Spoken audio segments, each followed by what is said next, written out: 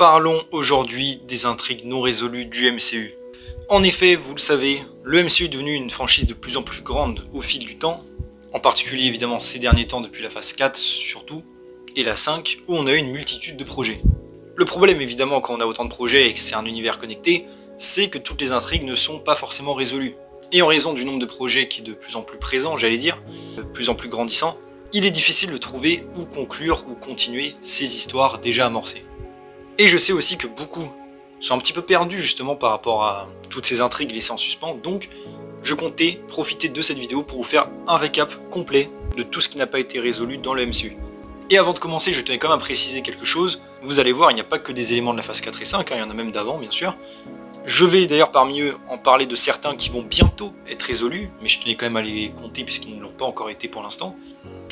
Et je tiens aussi à préciser que je vais compter des choses qui teasent vraiment quelque chose dans le sens, pour prendre un exemple, Werewolf by Night par exemple. Certes, on peut s'attendre à voir ces personnages et à ce que l'intrigue continue, mais en soi, rien n'a été teasé par rapport à eux. Je considère ça donc pas comme une intrigue à continuer ou une intrigue non résolue. Voilà, de toute façon vous allez le voir avec mes exemples. Je tiens aussi à dire que je vais donc mettre un timecode que vous pourrez voir, où je classe plus ou moins les intrigues non résolues par ordre, qui viennent de la phase 1, 2, 3, 4, 5, et je garde aussi une petite partie pour la fin par rapport aux séries. Aux séries, j'allais dire MCU mais à l'ancienne, qui ne font pas partie des phases comme Agent of Shield par exemple. Voilà. Et donc évidemment cette vidéo contient du spoil. Mais donc, assez pour cette grosse introduction, commençons directement avec la phase 1, et un projet peut-être un petit peu trop oublié, c'est l'Incroyable Hulk.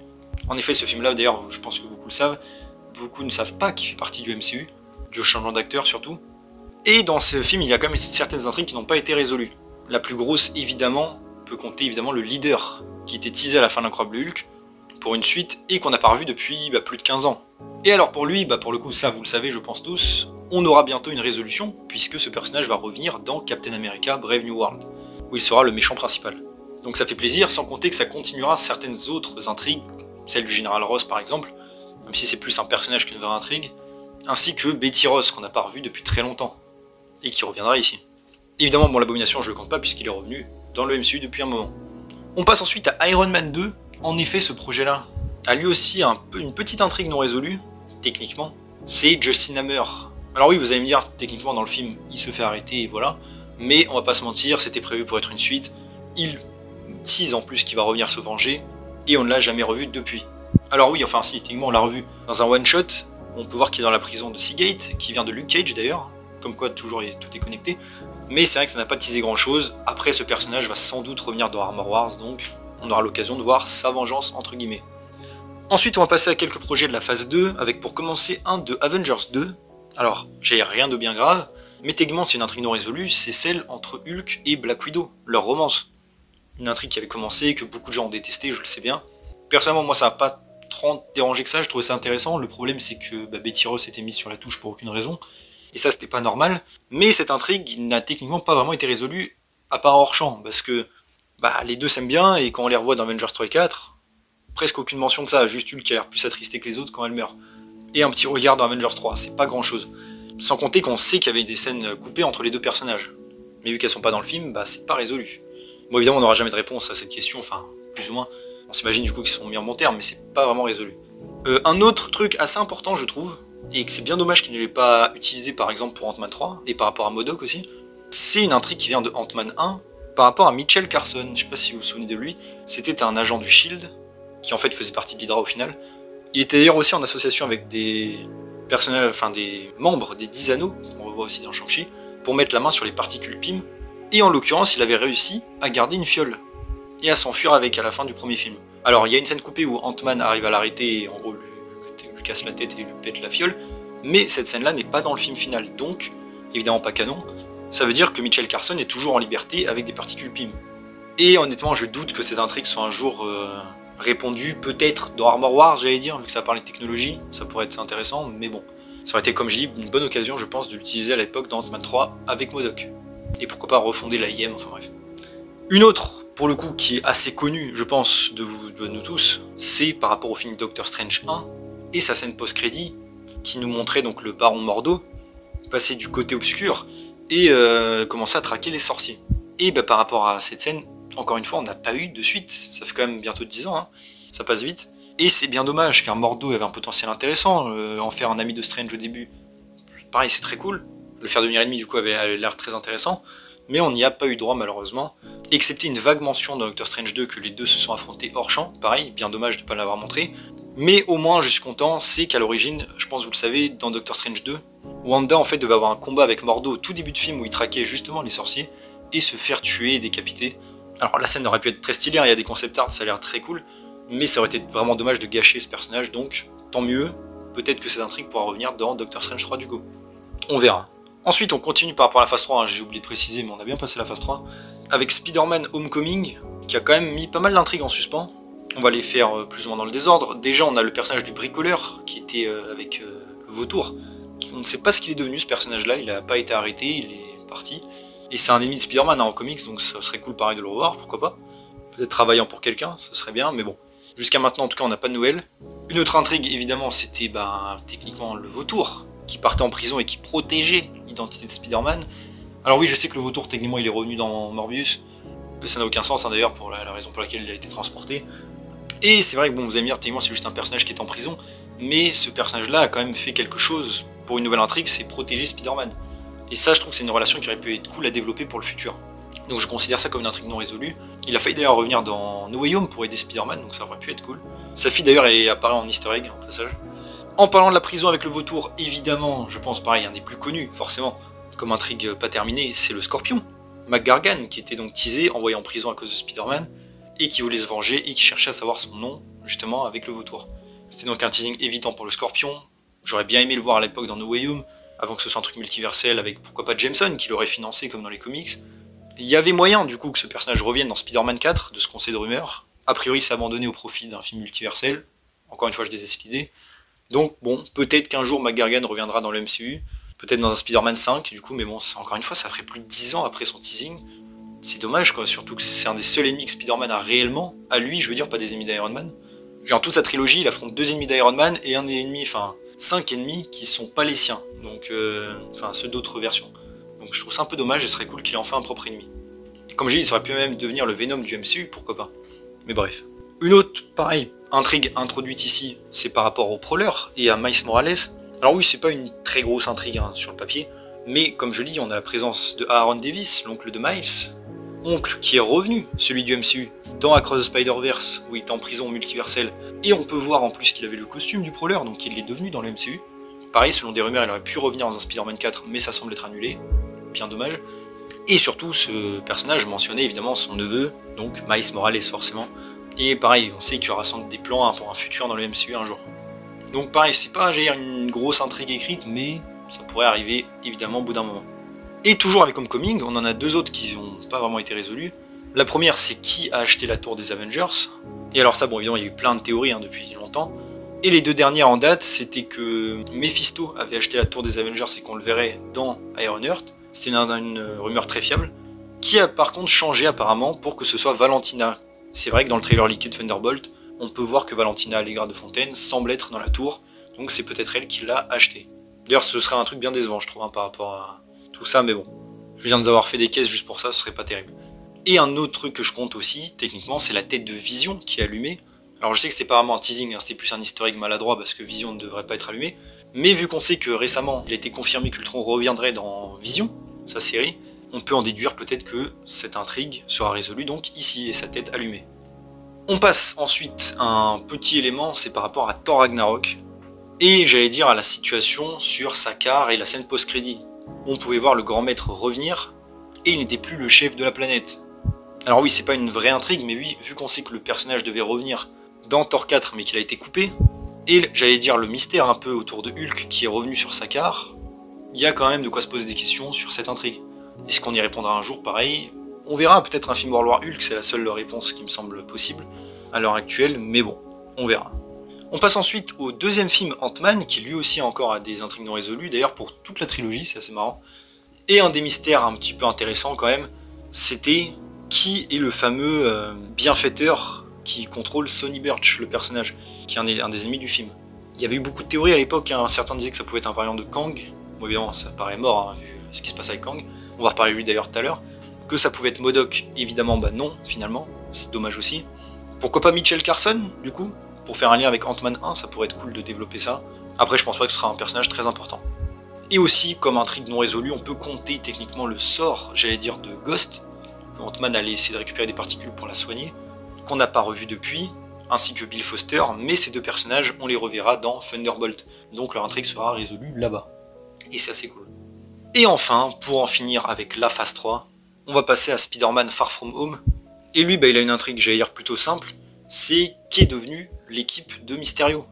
En effet, on sait qu'ils ont dévoilé, j'allais dire, l'identité de Spider-Man, avec une vidéo truquée à moitié. Mais à part ça, on les a pas vraiment revus, retrouvés. Bon, c'est pas des personnages intéressants, hein. Qu'on soit bien clair, j'allais dire, mais c'était quand même teasé, et c'est des gens tellement qu'on n'a pas terminé l'histoire. Donc voilà.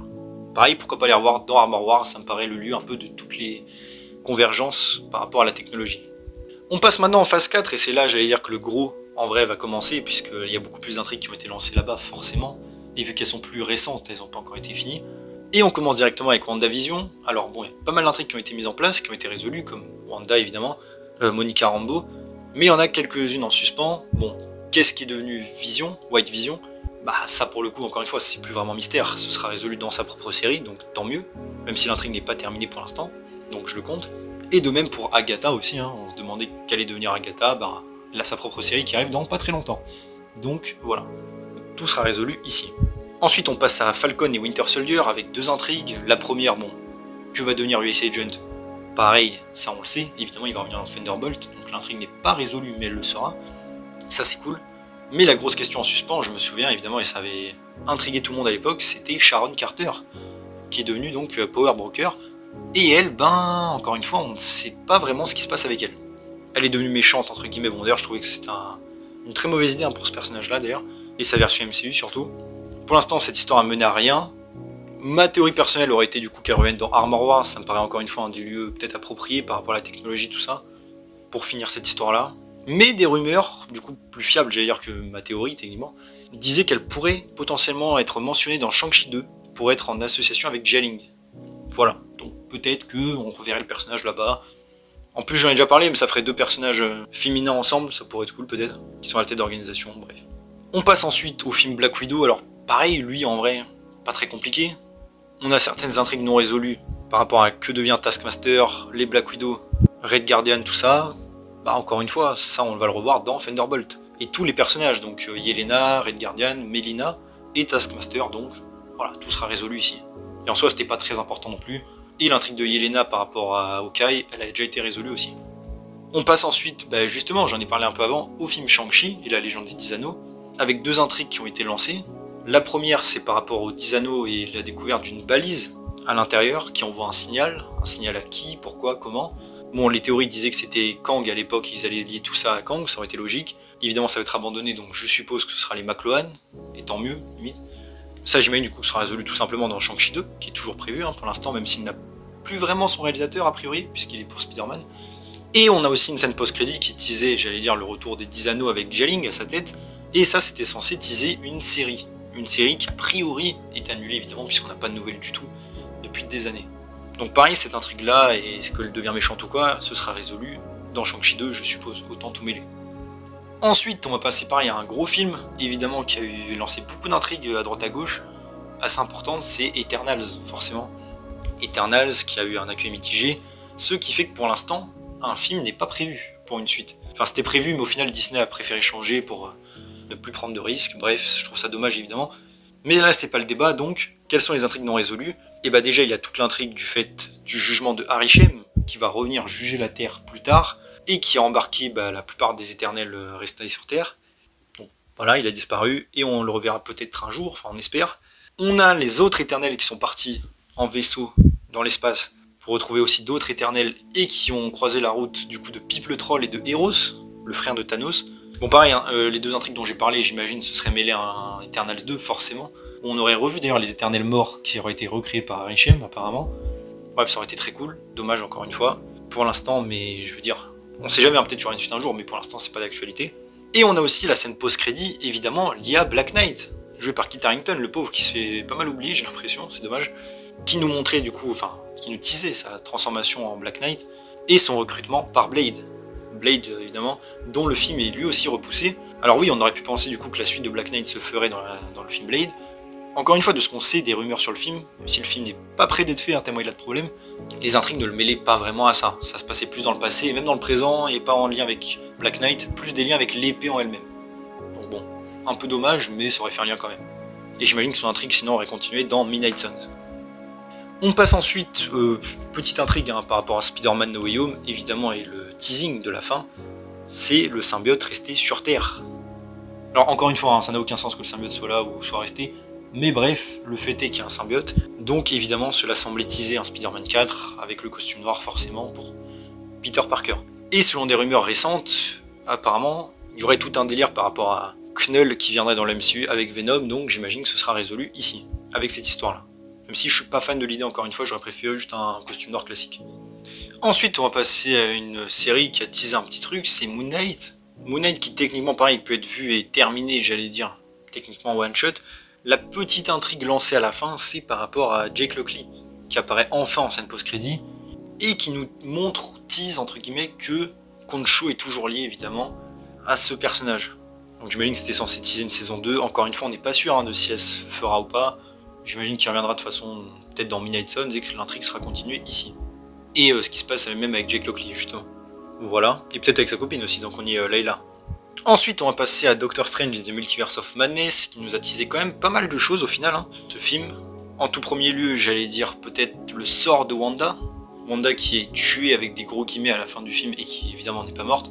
Et qui va nous teaser un film Scarlet Witch, de ce qu'on sait qui sera en préparation depuis un moment.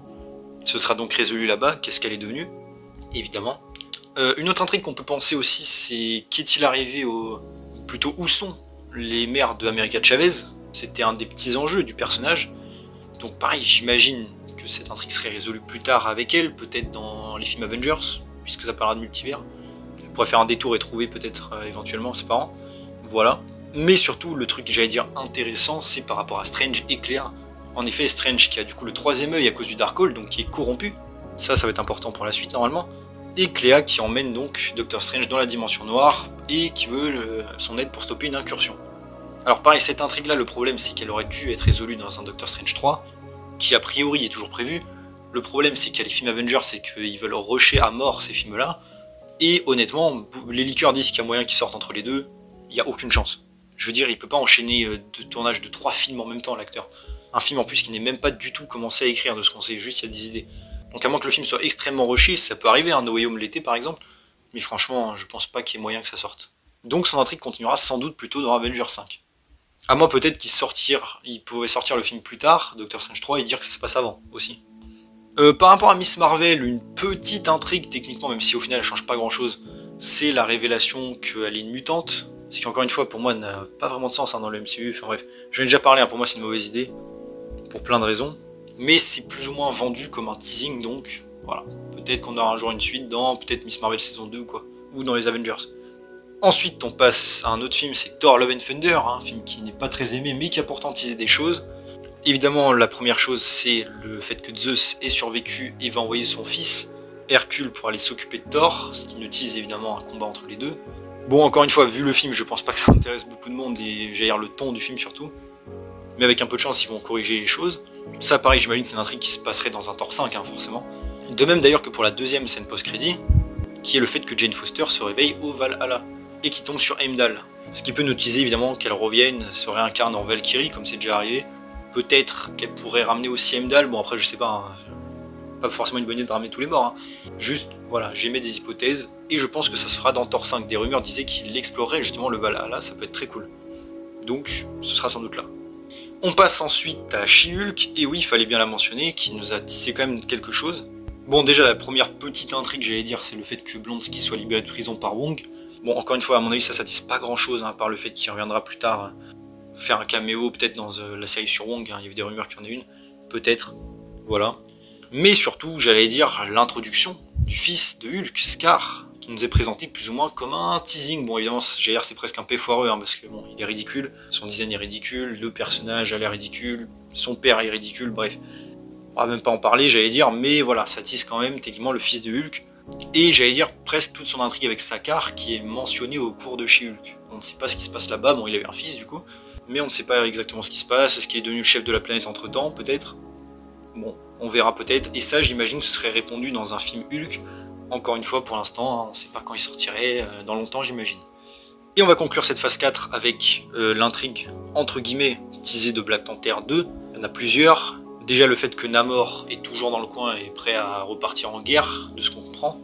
Ça c'est une intrigue qui pourrait servir dans Avengers 5 ou même en Black Panther 3 du coup. Ou un projet dédié aussi, sans doute même. On a le fait que M'Baku soit devenu roi, du fait que Showa ne s'est pas présenté au duel. De rumeurs ça teaserait un Black Panther 3 justement. Et teaserait aussi le fils du coup de T'Challa, on va l'appeler Junior, hein, voilà. Qui est donc introduit à la fin de Black Panther 2 pour être la relève dans le futur, et qui selon des rumeurs pourrait affronter M'Baku dans l'avenir, mais bon, un avenir lointain vu que c'est un enfant maintenant. Mais voilà, j'imagine du coup un Black Panther 3.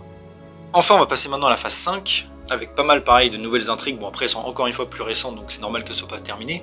La première c'est par rapport à Ant-Man 3 et surtout le conseil des Kang, forcément, et oui, toute cette scène post-crédit du coup qui va servir à rien. Alors j'ai déjà émis, hein, j'ai fait des vidéos avec des hypothèses de comment Kang pourrait toujours faire partie de l'intrigue éventuellement d'Avengers 5 et 6, même s'il est recasté, mais soyons sérieux, je pense qu'ils vont totalement l'éclipser, le tuer hors champ. Ce qui est bien dommage, encore une fois, hein, l'aveu d'échec ultime de Marvel, j'en ai déjà parlé.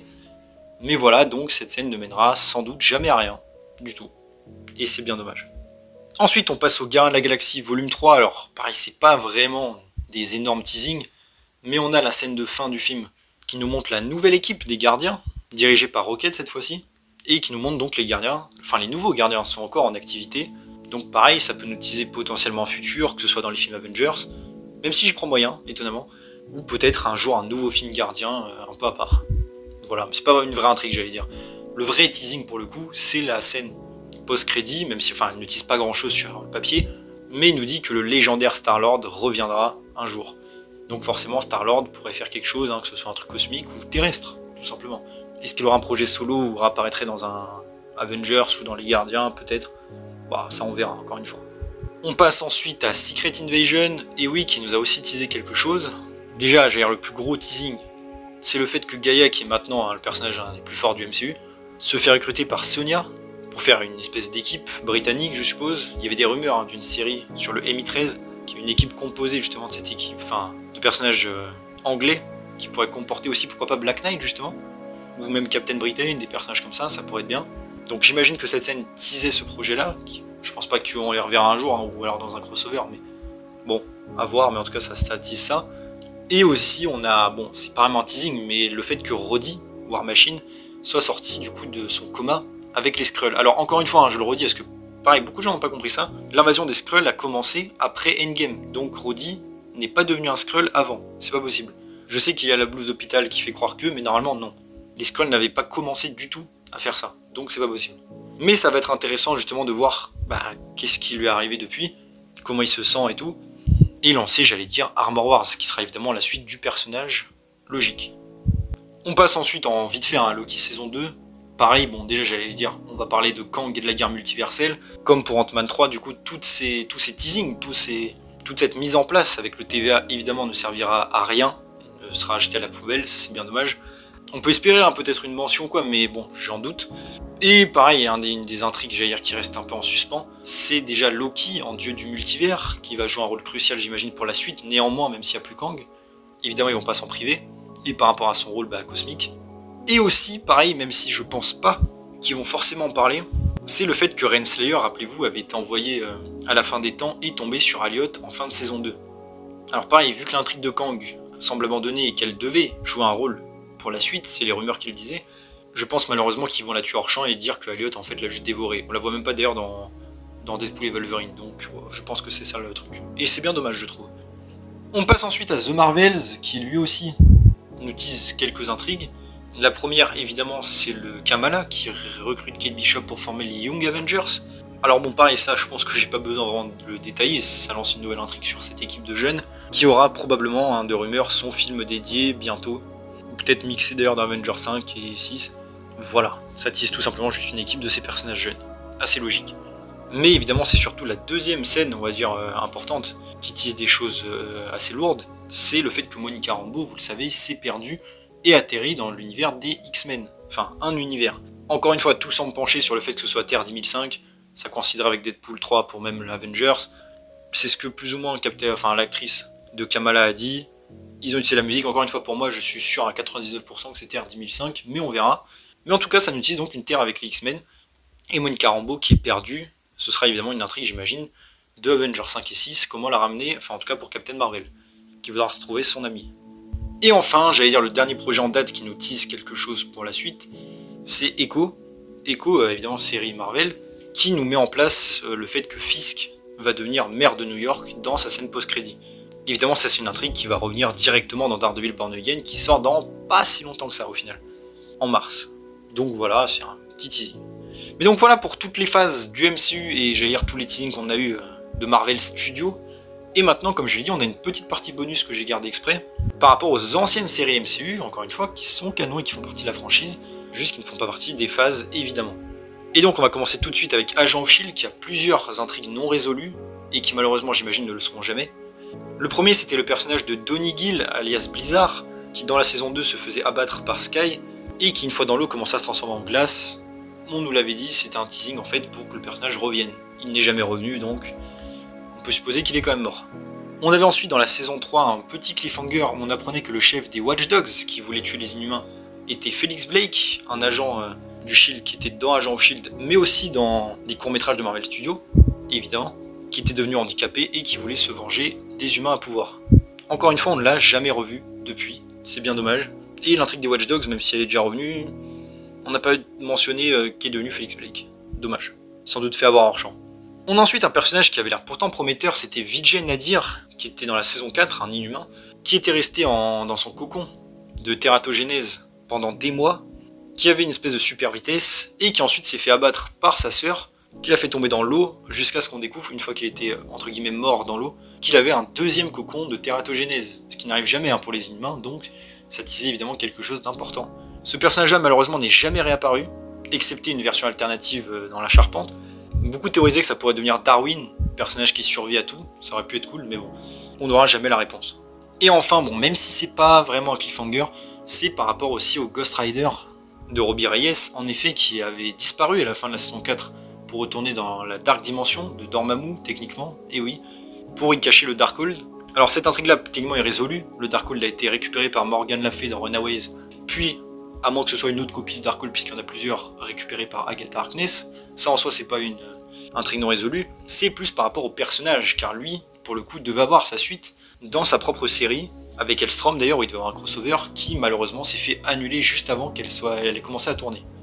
Donc techniquement, le Ghost Rider est quand même une intrigue non résolue. En espérant qu'il revienne un jour, d'ailleurs il y avait eu des rumeurs qui allaient plutôt dans ce sens, que Robbie Reyes pourrait revenir. On espère. Aussi, une que j'ai failli oublier par rapport à Agent of S.H.I.E.L.D., c'est pour Bobby et Hunter. En effet, c'est deux personnages qui sont, entre guillemets, partis de la série et qui devaient avoir leur propre aventure qui malheureusement s'est fait annuler. Marvel Most Wanted. Bon, heureusement Hunter a pu réapparaître dans la saison 5, pas Bobby, ce qui est dommage, mais donc ça fait une espèce de petite conclusion au personnage, même si évidemment je regrette leur série. Ensuite on continue avec les séries, avec Agent Carter, qui s'est terminé un peu de manière brutale en saison 2, avec un gros cliffhanger intéressant, c'était le fait que Michael Carter, le frère de Peggy, était vivant, alors qu'il n'était pas censé l'être, et abattait d'ailleurs Jack Thompson, un de ses collègues, pour récupérer un dossier sur lui. Évidemment bien dommage qu'on n'ait pas eu de suite. Alors après on a eu quand même quelques réponses des showrunners. En gros Michael Carter était devenu il me semble un membre d'Hydra ou un truc comme ça avec le cerveau lavé. Et Jack Thompson en fait n'était pas mort, il était juste dans le coma, il devait se réveiller plus tard. Mais on l'a pas vu donc c'est dommage et ce serait cool de continuer cette intrigue un jour. Techniquement on peut aussi compter la scène post-crédit de Arnim Zola dans la saison 1 qui venait recruter le scientifique russe. Mais ça c'est pas vraiment une intrigue non résolue, ça montrait juste que c'était grâce à lui qu'il allait parfaire le programme de Soldat l'hiver et de manipulation de la mémoire. C'était plus ça. Et on a aussi Dottie Underwood, l'ennemi de Peggy, qui s'était enfui dans la saison 2, et même si ça ne teasait pas vraiment quelque chose, ça restait comme une ennemie récurrente qui n'avait pas vraiment une conclusion. Donc voilà. J'avais toujours théorisé d'ailleurs que ça aurait été elle l'instructrice de Black Widow d'ailleurs, ça aurait été très cool. Aidez-moi si une théorie encore possible, pour accrocher les wagons. On passe ensuite pour continuer sur les séries ABC avec Inhumans, et oui pareil, qui n'a pas eu droit à sa saison 2 et c'est compréhensible, hein, c'était pas terrible, mais qui disait néanmoins quelque chose pour la suite, c'était une menace apparemment cosmique qui devait arriver, et à la fin de la série, quand Attilan se faisait détruire, le trône s'allumait montrant que la menace allait arriver. Évidemment, on ne sait pas ce que c'est pas arrivé, donc on ne sait pas. J'imagine que c'était lié par rapport au cri, sans doute. Mais bref. Ou alors peut-être d'autres inhumains aussi qui existent dans les comics, dans d'autres planètes, ça aurait pu être intéressant, mais bon. Pareil, cette intrigue ne sera pas résolue. Je veux dire, même si les personnages revenaient, ils ne termineraient pas cette intrigue à mon avis. Hein. Il y a beaucoup trop de temps dans la timeline, donc pas besoin. On passe maintenant aux séries Netflix, entre guillemets, avec, pareil, quelques séries qui n'ont pas d'intrigue résolue. Déjà, on pouvait commencer évidemment par Daredevil, évidemment qui nous teasait Bullseye en fin de saison 3 et dont à l'époque on n'avait pas de suite. Heureusement, cette intrigue va être résolue, justement dans cette prochaine saison, avec Daredevil Born Again, où le personnage reviendra. Donc ça fait plaisir, évidemment. Mais une autre, j'allais dire, vraie intrigue laissée en suspens aussi, c'était Melvin, le gars qui lui faisait ses costumes, qui dans les comics devient le gladiateur. Et c'était teasé dans la série. Le personnage s'était fait embarquer dans la saison 3, et on ne sait pas ce qu'il est devenu. Peut-être que Daredevil, dans la saison 4, devait à la base l'aider et le faire libérer. Bref, ils avaient des plans pour le personnage, on verra s'il reviendra un jour. J'espère, c'était un très bon personnage.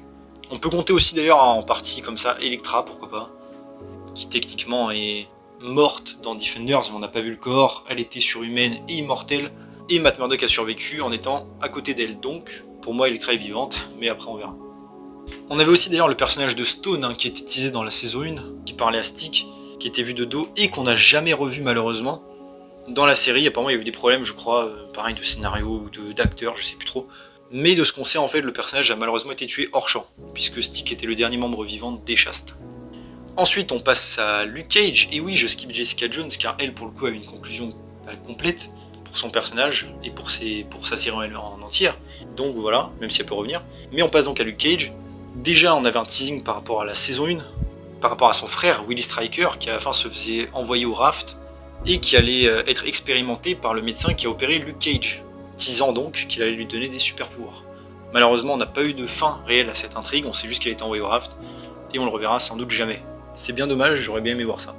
On peut compter aussi en vite fait peut-être la femme de Luke Cage, Reva Connors, qui faisait les expériences aussi sur Luke en prison, et qui était liée aussi à Killgrave de Jessica Jones et ses pouvoirs. Elle avait des dossiers sur lui. Donc pareil, comment, pourquoi tout ça a été lié, on ne le saura jamais, c'était pas très important, mais voilà. On avait l'intrigue aussi de la fille de Black Maria, qui était en train de prendre plus ou moins sa place, enfin qui avait tué sa mère et qui devenait une criminelle, qui aurait sans doute mené à quelque chose dans la saison 3. Pareil, on n'aura pas eu de suite. Bushmaster, lui, avec son intrigue plus ou moins finie, hein, il rentrait chez lui. Mais l'intrigue, pareil, de Luke Cage, bien dommage qu'on n'ait pas eu de suite, c'est Luke Cage qui devient le chef du Harlem Paradise et qui devient donc un criminel. Évidemment, c'était fait pour réguler le crime de l'intérieur. C'était pas parce qu'il avait des intentions malveillantes. Mais c'est quelque chose qui aurait été extrêmement cool à voir, justement, de voir ce Luke corrompu, entre guillemets.